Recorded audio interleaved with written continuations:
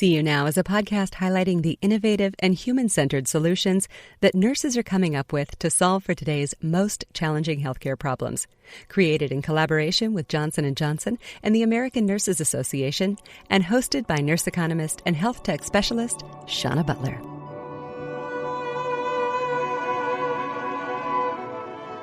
Welcome to a special episode of See You Now. I'm Shauna Butler.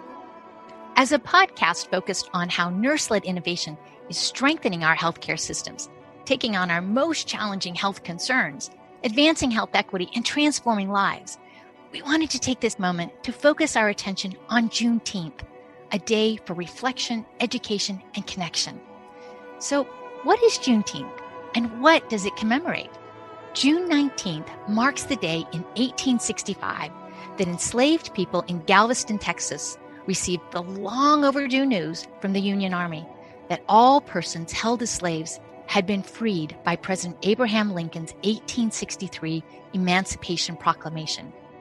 In 1979, Texas was the first state to designate Juneteenth as a state holiday, and over the last decade, momentum has been building to make Juneteenth a national holiday, acknowledging the importance of a historic step toward freedom and recognizing the end of slavery in the United States. Indeed, both the U.S. Senate and the House of Representatives overwhelmingly approved legislation to commemorate Juneteenth as a public holiday. And on the 17th of June, 2021, President Joe Biden signed it into law, making it an official holiday. When the historian and Africana Studies scholar Lori Brooks was interviewed about what Juneteenth represents, how it's celebrated, and how enthusiasm for it has spread across the country, she offered this. Juneteenth is an opportunity to remind Americans of the distinctive contributions that African Americans have made to our collective culture, and also to remind African Americans of their own past that has been about striving for access, for opportunity, and to be represented in a dignified and humane way. Hopefully, Juneteenth will be one of those holidays that Americans who are not African Americans can find a way to take part, and to do so in a way that celebrates this history, this embrace of a common humanity that is so central to the African American history. At its heart, Juneteenth is a day of celebration and reflection, a day of resilience and hope, one that includes education, connection, and escalation. It's a celebration of the journey and freedom of Black people in the U.S., and an opportunity to lift up and make space for the numerous contributions that Black people have made to American culture, science, and innovation, and to our health, particularly as we sharpen our focus and amplify and elevate the nurses who are leading health equity work. What my team and I focus on is the needs of a community, the perceptions and supports they need, honoring their preferences. And so from that springs the innovation. While meaningful progress has been made, there remains so much more to do. We need to double down on our efforts, be accountable, and move swiftly and boldly in our race to health equity. So, in honor of Juneteenth, See You Now is joining the commemoration and celebration with a playlist highlighting the scholarship, innovation, leadership, and contribution of Black nurses toward building healthier communities and family and experiences. So crank up the volume and let's kick this off with a sampler.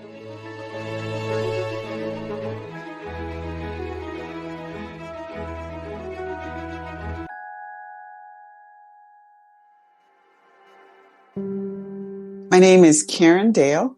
I'm the market president for AmeriHealth Caritas District of Columbia. It is a health plan serving little over 100,000 district residents, providing the full benefits that they deserve to help them to be healthy, well, and resilient. My other role is at the AmeriHealth Caritas family of companies, where I'm the Chief Diversity, Equity, and Inclusion Officer. Ensuring that we accelerate our progress in these areas, we build a strong leadership competency, and we are metric driven in order to achieve superior outcomes so that our workforce is more diverse health equity is achieved, and we leverage strategic collaborations to support communities across the regions that we serve. I am always very proud from the standpoint of healthcare that this is the best place to be advancing equity. We have had an enduring commitment over several mayors, several changes in city council members, both in financial commitment, focus, and execution to advance healthcare in the city. It's a journey, not a destination, so we're not there yet. However, our laws, our investments, our alignment has been unparalleled in terms of what else is going on in the country. Late last year, our city council passed a health equity plan. They will use that health equity plan to make all decisions. They will use it to evaluate what's most effective and what's going to have the best short and long-term benefits. So we're recognizing that communities thrive when they have what they need. I'm on this journey to get people to not talk about underserved communities, to avoid the deficit-based language that doesn't help us to understand why.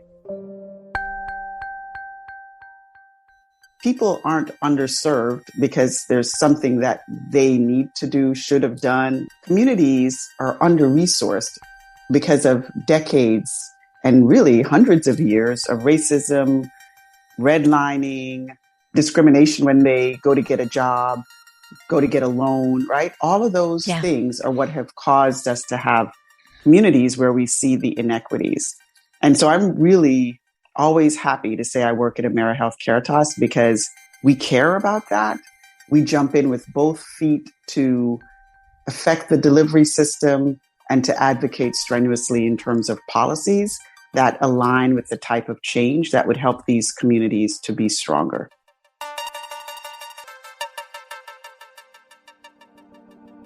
I believe we should not just rely on data from a quantitative perspective. We should always go and speak to the human beings that we intend to serve for several reasons. First, approaching with humility. We should be engaging so that you have an equal seat at the table to help to discuss and decide the path forward. Let's not have this be about members and the health plan, right? Let's have it be about human beings having a conversation. We have to think about how we create that level of equity to have a conversation, to understand if you could change one thing in your community that would make it more resilient, what would that be? What my team and I focus on is the needs of a community, the perceptions and supports they need, honoring their preferences. And so from that springs the innovation.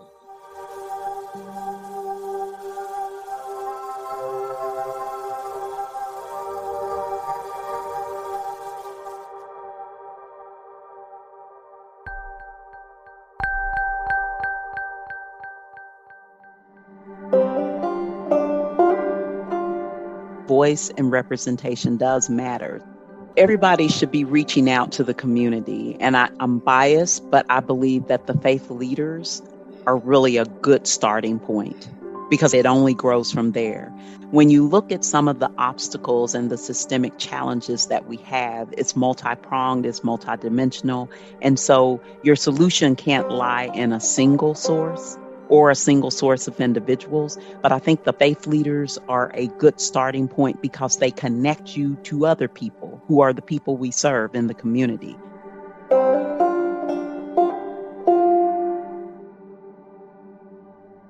I am Takia Talbert. I'm a registered nurse. I'm also a certified diversity professional, and I am the Chief Diversity Officer at UK Healthcare in Lexington, Kentucky.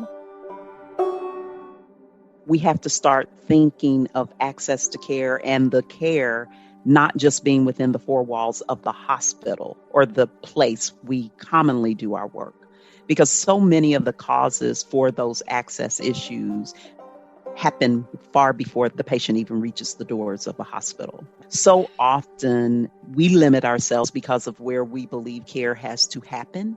part of the innovation and the reframing and changing the narrative around that is looking at where it should happen. And a lot of times that's going to where the people are, because they don't always have to come to us for the care that they need. And that expands the boundaries by which people can receive care so that it's not just limited to a structure and a place they have to come to. And when you think of some of those common causes, and we can call them political determinants of health, often referred to as social determinants of health, it's economic, it's neighborhood, it's education, food, all those usual suspects. But it's also the community and social connection and integration. And I think that that's something we often take for granted when we're thinking about healthcare, that we don't think of that integration for the people and the engagement and the empowerment of the people, and how liberating it is to, one, involve them in the solution, but also engage them and in a space that's comfortable for them. It's new to UK healthcare, long overdue, but new to UK healthcare. I'm wildly excited and enthusiastic about it. It's the Chief Diversity Officer for UK healthcare system. So one of the primary charges would be to oversee all diversity, equity, and inclusion efforts across the healthcare system. And this position establishes the foundation to hopefully perpetuate and strengthen the business case for diversity, equity, and inclusion, but also looks at how to develop those unique and very essential partnerships, not just within our hospital, but outside the boundaries of our hospital. And once again, looking at community engagement, visibility, and presence, and also with our campus community, because our overarching goal for the UK healthcare system is looking at a healthier Kentucky. Well, the only way to do that is looking at the partnerships we develop and the dismantling of obstacles for people in our community to access our care and our system. So a lot of the studies out there done by the NAACP and different other African American research collaborative studies have indicated who is it that people trust. And oftentimes at the top of that list, and I will say nurses are up there as well. Yeah. But the other part of that are the faith leaders. Oftentimes, and especially African Americans, they often have their resilience and source of strength on their spirituality and their spiritual journeys, and those individuals who lead the flock, so to speak, when it comes to their churches. And so using that as a platform and as a point of leverage, we've been very successful to partner with some local faith leaders to sit down and have very, very transparent discussions around what would a partnership look like with UK healthcare.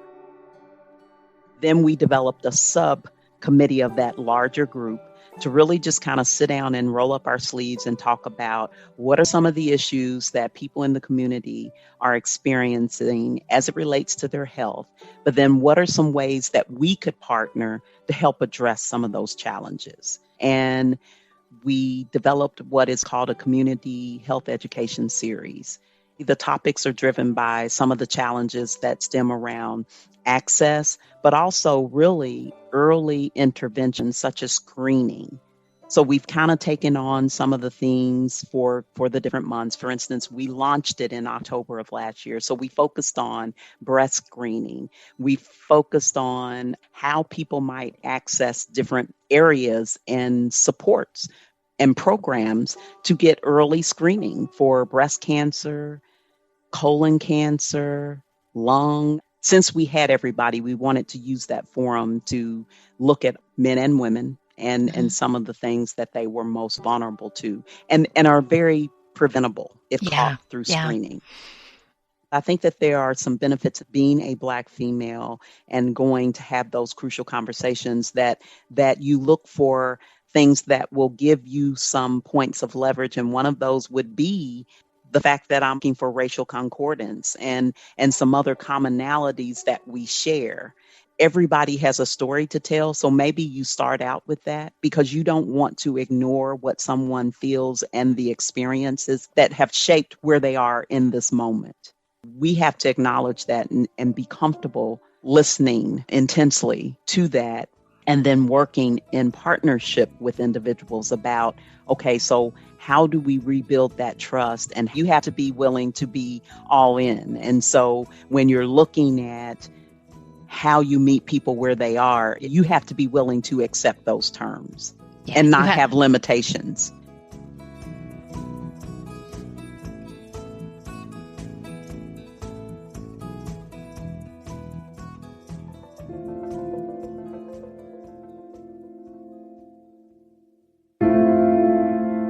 Hi, my name is Kathleen Mignon. I'm a oncology nurse practitioner, and I serve as Senior Clinical Director at Flatiron Health.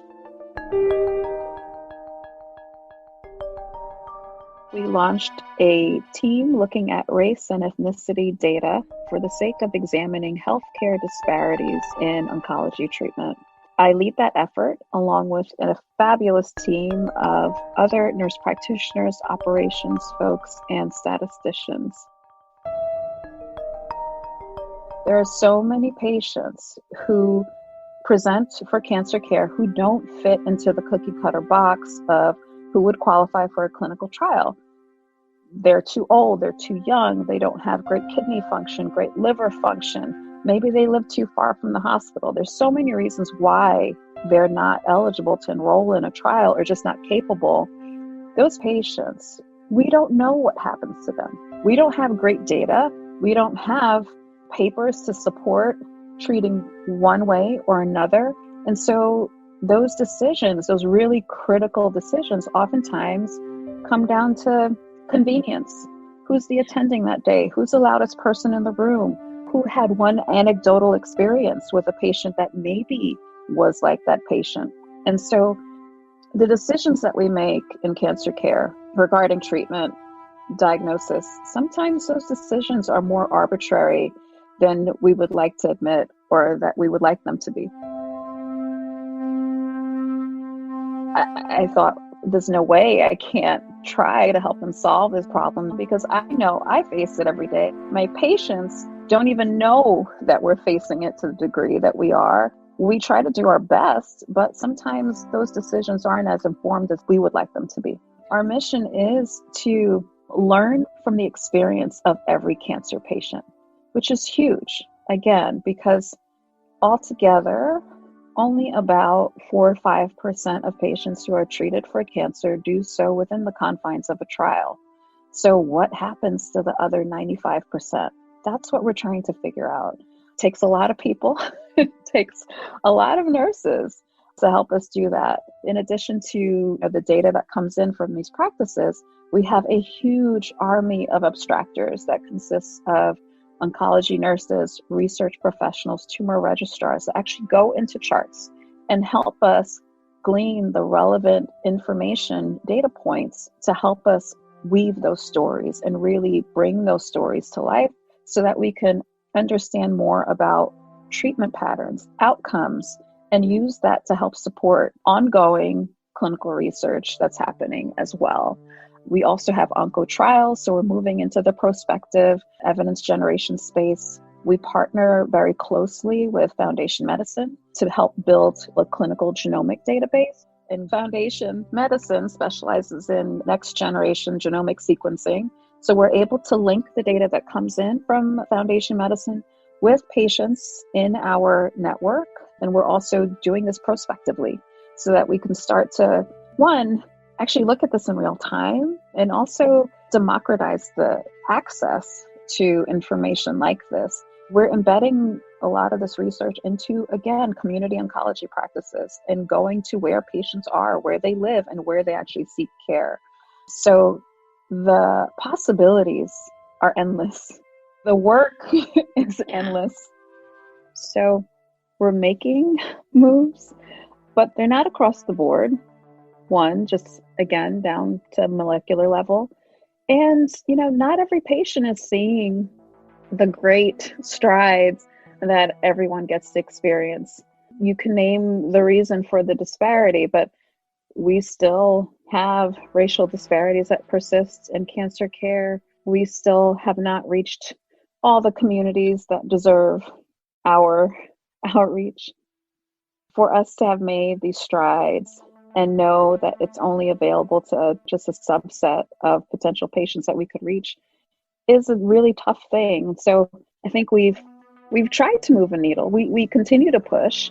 One is just by the fact that we're able to collect data in real time, and we can see where treatments are being applied, where patients are actually making progress, and where they're not, who is not. As someone who's deeply interested in health outcomes and making sure that everyone gets to benefit from what is coming out of this research, what's coming out of cancer care improvements over the past few years. And the two things that I knew we have really great data and we have talent. Two really important things. And how could we harness those things to actually look into disparities in cancer care with some gusto? Really put money behind this and say that we support this, that we want to make changes, that we want to highlight what is happening in cancer care now. And so I enlisted a team of really great researchers that includes Kelly McGee and Laura Long, Sam Azria. We decided to really dig into Flatiron's data. Where is it coming from? How are we reporting race data? And how can we actually describe what's happening to each and every cancer patient as our mission sets forth?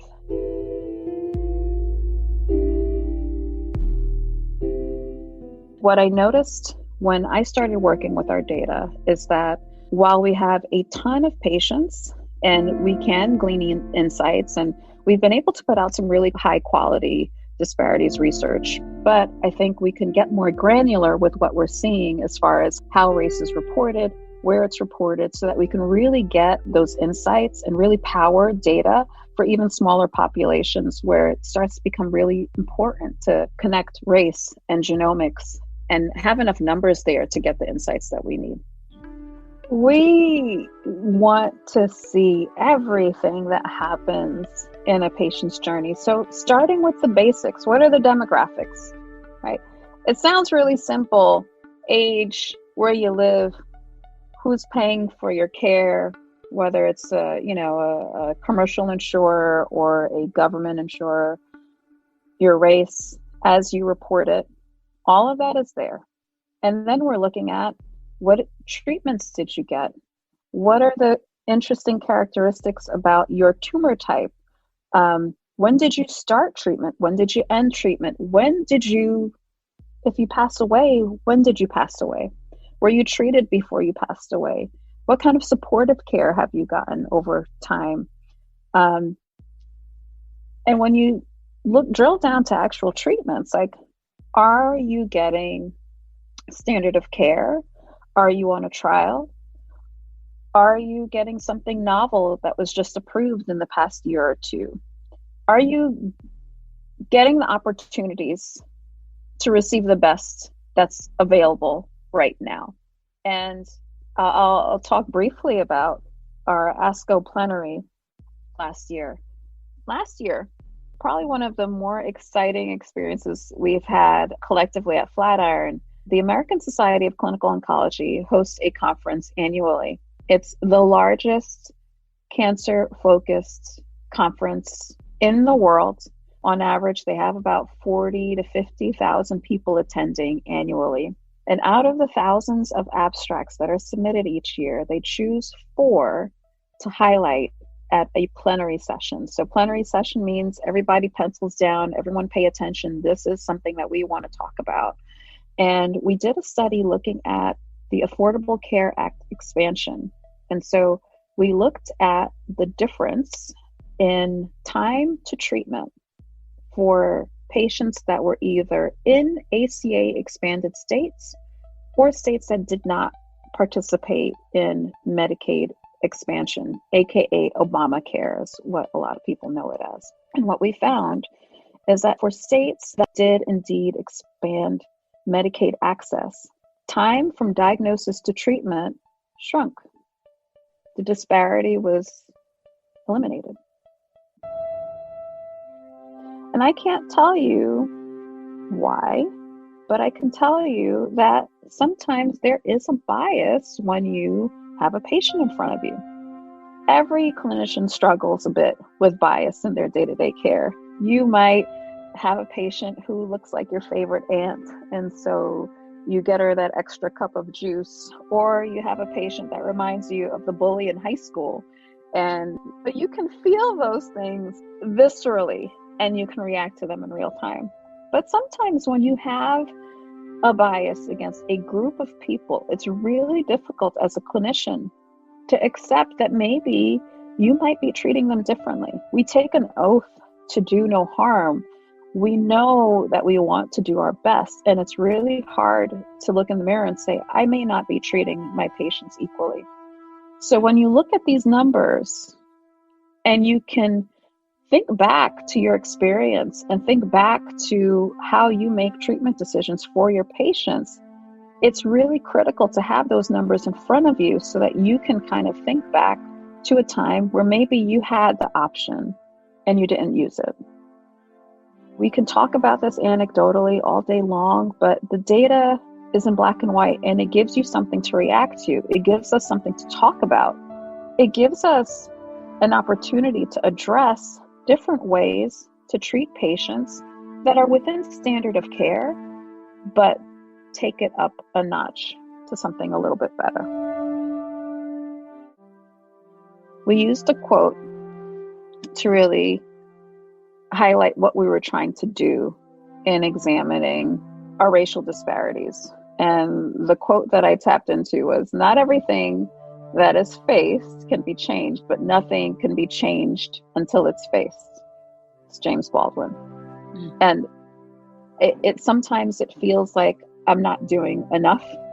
When I was in the patient room with my friends, angry, I thought, oh my gosh, like I should be in the clinic. I should be part of this solution. And I realized my role in being a part of the solution is much more broad. It's being able to compile this information, have us look at it, take a hard look so that we can actually do something about it.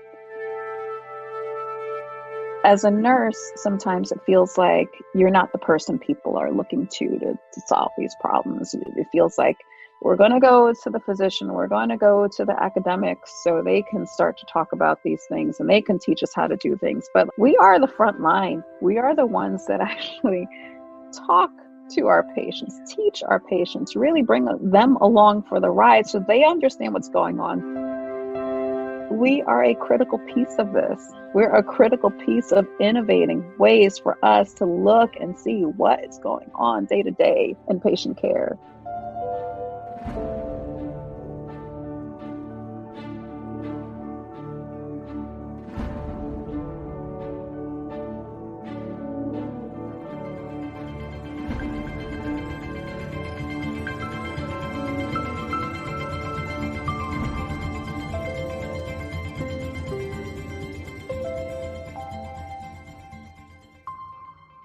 My name is Renita Julian. I am a professor and the chairperson of the Department of Women, Children, and Family Nursing at Rush University College of Nursing in Chicago. I am someone that's just really passionate about the importance of family and recognizing the multiple constraints and the societal issues that make it really difficult to raise children. And that doesn't have to be. This time that we're in is more difficult than ever for families, and challenges that we never thought we would have to face in terms of families and supporting families. And quite honestly, if I were a parent with a small child right now that I had to homeschool, that would be a huge lift for me. So people are working from home, schooling children, taking care of family and elders. And this is truly a remarkable time and a really difficult time for a lot of people. The families that we support through that program are not the heavily resourced families that can call up the family counselor or bring in the nanny to help manage the children. So our families are working families, and the access to available supports, such as parent training, is limited, which is the impetus behind the Chicago Parent Program. It's why we started working in low-income daycare centers and why we're in the community, because we believe that all families should have access to these types of resources. The magic of the Chicago Parent Program is that the model that we use as group leaders is a facilitation model. And this taps into the thinking that we're not the boss, we're not the leaders, we're not expecting you to sit and listen and take notes and go home and do what we tell you. What we've learned through our experience is that parents have a wealth of information and they learn a lot from each other. I spent 8 years in the NICU, neonatal intensive care unit, with really small babies and really sick babies. And that was the highlight of my nursing career. Loved every minute of it. But I also started thinking about what will parents need when they get these children home. And some of the children have complex health conditions and are going to need a lot of resources and a lot of services. And a lot of times in the hospital, the focus is on physical care. This is how you feed them. This is how you give them medication, those types of tactical skills. But nobody talks about parenting skills and discipline and being effective in helping your children learn and helping your children grow up to be healthy. And that viewpoint mixed with my thinking of why are so many babies being born and delivered and end up in the NICU. So that spurred me to think about what's happening on the outside in communities before families get to the hospital setting. And there are a lot of challenges and strengths in communities, but I felt like an area that I could be helpful is in supporting families and in supporting parents. I worry sometimes about the thinking that for any family who ends up in the hospital or ends up in a less than perfect scenario, that it's the family's fault or it's the parents' fault, because I think it results from gaps in everything connected to healthcare. And I think we can see that now in terms of coronavirus, the numbers of people who are most ill and the numbers of people who are dying are in Black and brown communities. And that's from a long history of ignoring the health and the safety and the well-being of those communities. So while it's important to know about the community so that you can have that connection with families and be able to support them, I think it's a delicate balance, because you may think you know that community or that family or that situation, but until you've lived it, you really don't.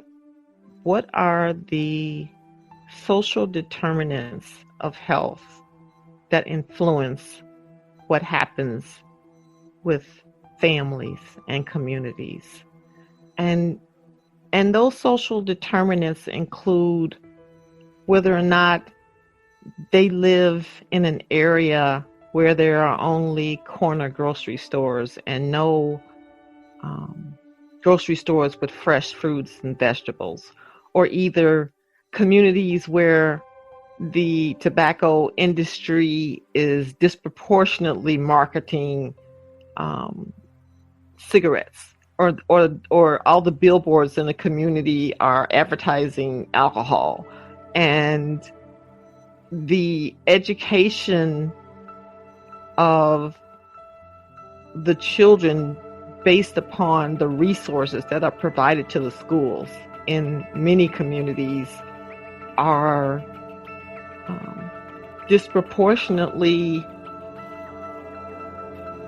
unfair. In my mind, innovation means doing or changing existing paradigms, programs, situations to make them more useful. And so for innovating fatherhood programs, that means what space do you need to be in so that fathers can be there? And how can you engage fathers in ways that they know that they're respected and valued? A key element of innovation is talking to the people you are hoping to work with, because their insights are really the most important insights that we can gather. One of the first things that I learned when doing the doctoral work that I did with fathers is that if researchers wanted to learn about fathers, they asked mothers. And so this second class information, if you will, was being used to inform what we know about men and about fathers. And so that was one of the first lessons that I learned and that I knew is that it was important to speak to the fathers directly, to hear their viewpoints and to hear their perspectives and to hear how much they love their children.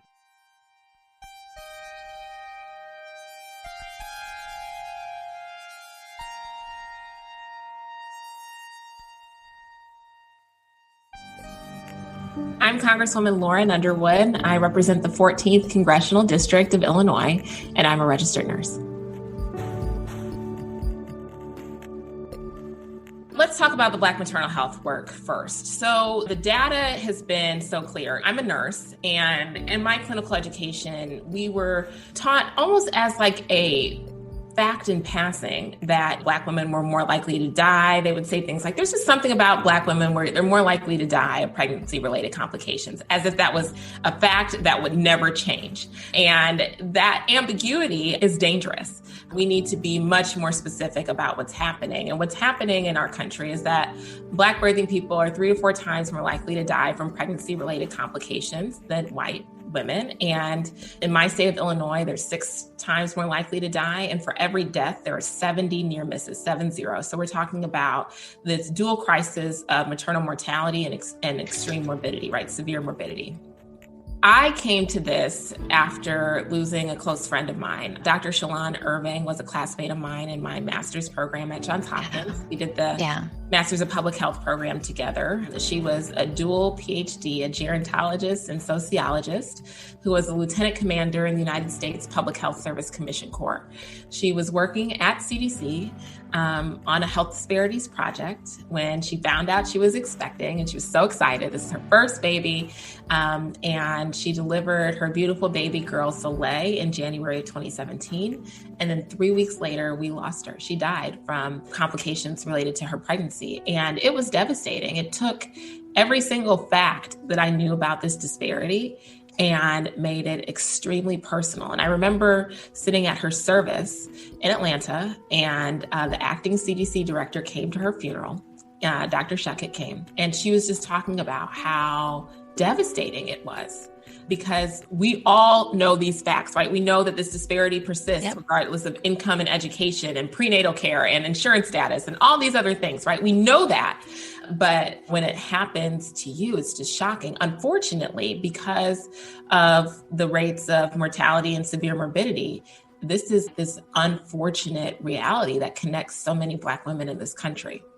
Yeah. And so I had not made a decision at all about running for Congress when she died, when Shalon died. I had just finished up my service in the Obama administration. But when I ultimately decided to run for Congress, and when I won my election, I knew that this is something that I wanted to work on. Now, to have the opportunity to develop not just one bill, but a comprehensive solution like the Mommy Bus is something that just continues to blow my mind.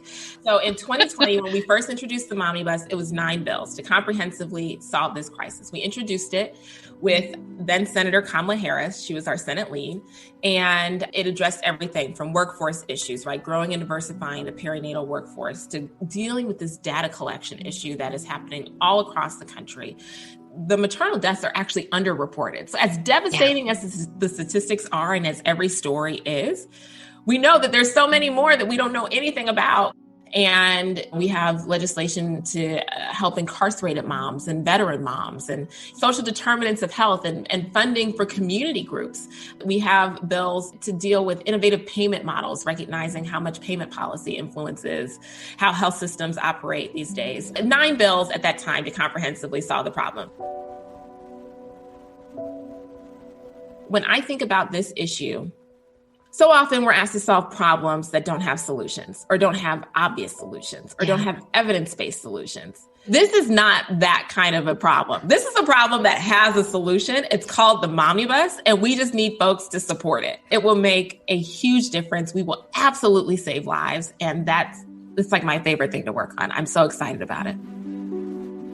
Typically, people talk about healthcare reform in terms of costs, as if it's a drain on our economy or somebody is making these investments and we hope that they pay off. No, this is an investment that you know that you will see returns several times over, and that the economic impact is not negative. It's actually positive. The data tells us that 1/3 of maternal deaths are happening during labor and delivery. 1/3 are in the immediate postpartum period. And then 1/3 are in the extended postpartum period, which is why it's so important to extend Medicaid coverage to the full year postpartum instead of having coverage cut off 60 days postpartum. And then mom is knowing something's wrong or not quite right. And we have votes to all of our listeners. And so we have these bells that let us know it's time to vote. But we're just power forward. We don't have to stop. We can power forward. Okay, so the data tells us that this is a good solution. The other piece about Medicaid that I think is important for this conversation is that the Medicaid program pays for 2/3 of all deliveries for African Americans in this country. 2/3, 66%. So if you were going to do any one thing to save lives for Black moms in this country, that's what you would do, is extend Medicaid. However, we're talking about how to comprehensively solve this problem, recognizing that it's not just low-income women who are more likely to die. The dangerous part of this disparity is that it persists regardless of income level. It persists regardless of education level. It persists regardless of if you are insured or not, if you got prenatal care or not. And so we can't just stop at the Medicaid expansion. We need to have solutions like the Mommy Bus that are going to solve all dimensions of this crisis, including clinical and non-clinical factors, those social determinants of health, to make sure that we are creating an environment that helps improve the health status of everybody. So while we're having this conversation about a disparity impacting Black women, we also know that when you do these things, it helps all moms. All babies, right? And so when we talk about equity, there's some people who are just like a little resistant of that notion, and they think that they will lose because others benefit. And that is not at all the case, particularly on this issue.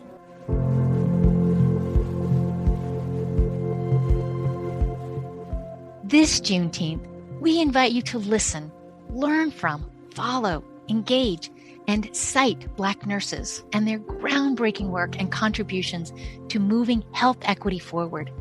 You can find the link to our full playlist in the show notes. For See You Now, I'm Shauna Butler. Thanks for listening, and happy Juneteenth! Johnson & Johnson is proud to power up nurse-led innovation that is transforming health outcomes through skill building, leadership development, and more. The American Nurses Association ignites and celebrates nurse-led innovation to redefine quality nursing and advance healthcare for all. Learn more at seeyounowpodcast.com.